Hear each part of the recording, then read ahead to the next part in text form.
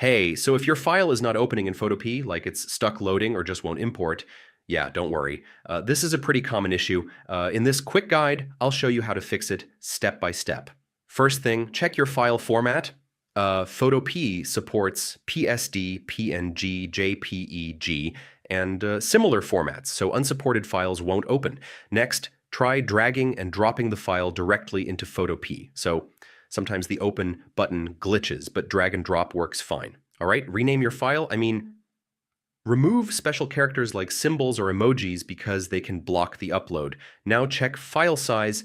Very large PSD or high-resolution images may fail to load or take too long to open.